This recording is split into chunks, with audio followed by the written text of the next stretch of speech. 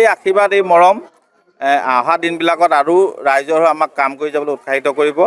ৰাইজৰ এই আশীৰ্বাদ আমি মৰম আমি কৰ্মৰ যোগেদি ৰাইজলৈ আমি উভতাই দিম। ৰাইজে যিধৰণে মৰমৰ আশীৰ্বাদ দিছে, এই নতুনকৈ নাজিৰা সমষ্টিত আমগুৰি যিটো অংশ সোমাইছে তাৰ ৰাইজে যিধৰণে মৰমৰ আশীৰ্বাদ দিছে, সঁচাকৈ ভবাই নাছিলোঁ এইধৰণে ৰাইজে আঁকোৱালি ল'ব বুলি।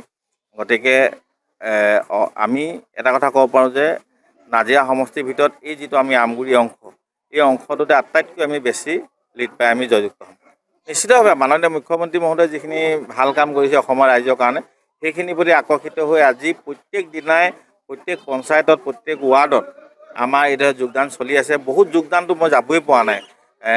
সমষ্টিটোত দৈনিক এই ধৰণে যি যোগদান হৈ আছে, এই লোকসকলৰ আগমনে আমাৰ ভাৰতীয় জনতা পাৰ্টীক যথেষ্ট শক্তিশালী কৰিছে। আৰু অহা দিনবিলাকত আমি সকলোৱে একেলগে আমি কাম কৰি এই সমষ্টিটোৰ উন্নয়নৰ কাৰণে আমি কাম কৰি যাম। 1 লাখতকৈ বেছি পাম। 1,40,45,000 ভোট পোল হ'ব।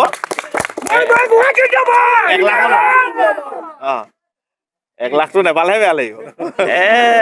নেজানো আৰু, কিন্তু ৰাইজৰ তেওঁলোকে যিধৰণে তেওঁলোকে মানে ৰাইজৰ ওচৰলৈ গৈ ৰাইজৰ কামখিনি কৰিব লাগিছিলে, ক'ৰবাত বিফল হৈছে। সেইকাৰণে এইটো যিটো পাৰ্ট আমগুৰি যিটো অংশ নাজিৰাত নতুনকৈ সোমাইছে, তাততো বহুতে কংগ্ৰেছৰনো কোননো উঠিছে তেওঁলোক নেজানে। গতিকে আমিও নামটো লৈ থাকিব নিবিচাৰোঁ। সেইকাৰণে ৰাইজে যেতিয়া নেজানে আমি কৈ থাকিলে জানিবহে। গতিকে আমি সেইকাৰণে নামটোৱে ল'ব নিবিচাৰোঁ। যিকোনো খবৰৰ বাবে যোগাযোগ কৰক আমাৰ এই নম্বৰত 9181 307 221।